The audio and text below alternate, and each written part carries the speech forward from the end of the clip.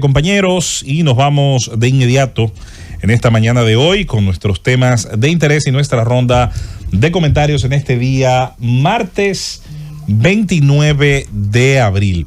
Bueno, una de las grandes discusiones que siempre se ha dado, de las preguntas que nos hacemos como país, es la gran pregunta sobre el desarrollo, sobre cuáles son las políticas que nos van a llevar a dar el salto al desarrollo. Y uno de los temas que suele discutirse, si es el de la seguridad, si es el tema económico, si son las leyes que genera nuestro Congreso, etcétera, etcétera. Ante esa discusión eterna, siempre me gusta responder que la clave de muchos de los países que avanzaron fueron los pocos consensos, insisto, los pocos consensos que se lograron sobre temas importantes. La política, por su naturaleza, es la discusión de las diferencias de visión, de creencias, de ideologías, y es muy posible que sobre un mismo tema existan tantas propuestas como opiniones. Sin embargo, y en eso se basa nuestro comentario de hoy, la clave está en encontrar cuáles temas son tan importantes, son tan acuciantes, son tan demandantes, que obligan a la clase política a ponerse de acuerdo. Si nosotros logramos, a partir de esta convocatoria a los expresidentes y en la conversación con el presidente, aliar de alguna manera los mejores esfuerzos para lograr que se pongan de acuerdo los partidos más importantes del sistema, sus bancadas en la Cámara de Diputados, sus bancadas en la Cámara Alta, sus autoridades municipales. Si lográramos por un momento tener a los partidos políticos, a las instituciones más importantes en un acuerdo común de cumplimiento de la ley y de procesos hacia donde queremos llegar como país, en el cumplimiento, ponga usted, por ejemplo, de la migración, de la ley de trabajo del 80-20, de la protección del trabajo de los dominicanos y de todos esos aspectos, pues bien pudiéramos decir que se estaría dando un paso adelante.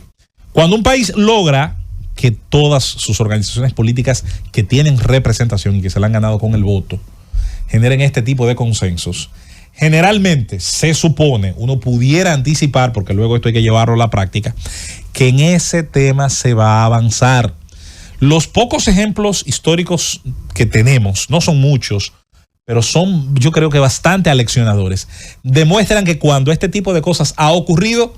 los avances han sido visibles. Y voy a citar un par de casos. El proceso electoral de 1994, con todo lo que produjo, obligó, no fue un tema de querer, fue un tema de tener que hacerlo, a sentarse a las principales organizaciones políticas. Lo allí pactado, por lo tanto, tenía que ser obedecido, tenía que ser asimilado, tenía que ser acatado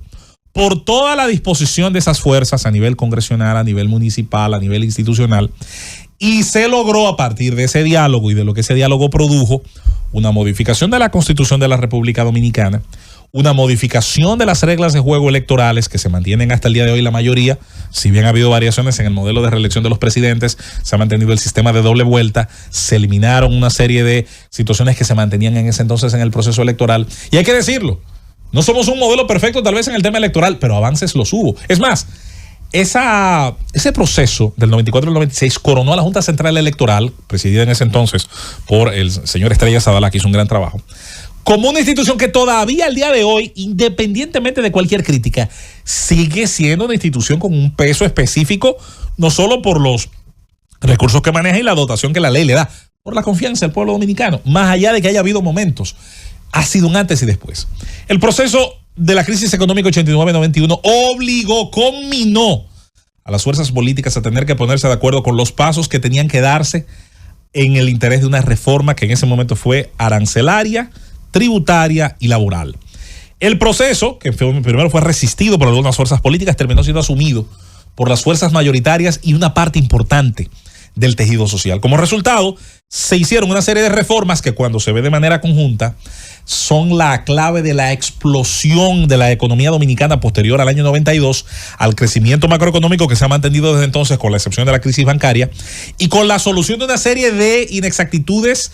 e inobservancias que se tenía en el tejido productivo desde entonces. Resultado,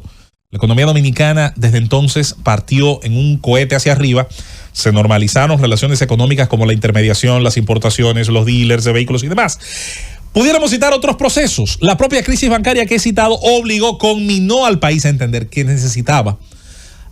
una nueva regulación en ese sentido, para que no se produjeran de nuevo los hechos que se produjeron entre 2003, 2004 y 2005 en relación a la banca nacional. Desde entonces, nuestras finanzas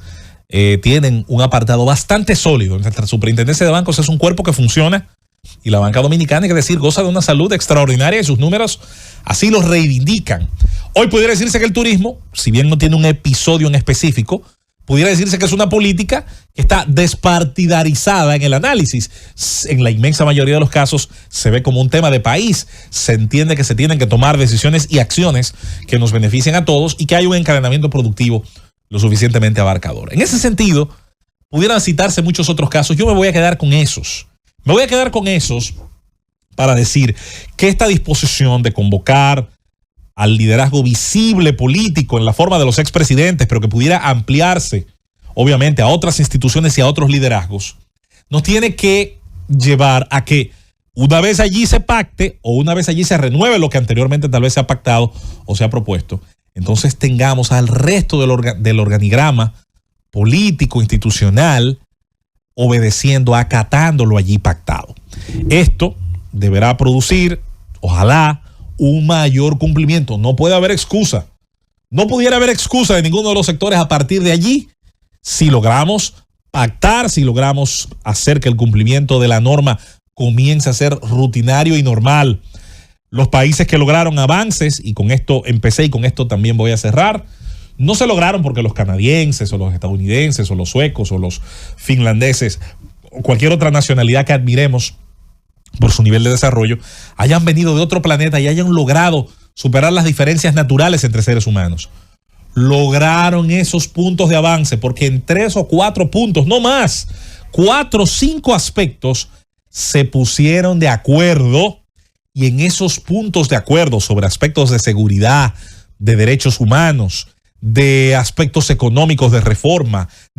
del Estado, de división de poderes, lograron sobre esos puntos avanzar de manera conjunta y siguieron en los otros aspectos discutiendo y siguieron en los otros aspectos debatiendo, y muchísimos otros puntos llenan sus medios de comunicación de debate nacional sobre muchos otros temas: derecho de tercera o cuarta generación, el aborto, las políticas sobre las drogas, los temas relacionados a la parte impositiva de las empresas, los temas del medio ambiente. Sin embargo, lograron a partir de esos pocos puntos tener una lucha en común, y los resultados están allí. Nos ha faltado esto como cultura política, pero nunca es tarde para implantarlo. Ojalá que pudiera de esto arrancar un proceso que nos enseñe que en el tema de la energía eléctrica, que en el tema de la educación, como ya en un momento se logró al menos para aprobar el 4%, que en los temas relacionados al fortalecimiento de nuestro Estado de Derecho y de justicia muy esencialmente, y que en muchos otros aspectos más debemos lograr quitarnos aquello que de manera partidaria nos divide y encontrar en los aspectos de las ideas aquello que nos unifica, además de los intereses legítimos como ciudadanos y como dominicanos. Ojalá que esta nueva oportunidad nos brinde no solo una gran lección, sino también que nos brinde los resultados que necesitamos en ese tema y en muchos otros más. Seguimos con más en el Gobierno de la Mañana, Gobierno de la Z101. Llévatelo, Francis.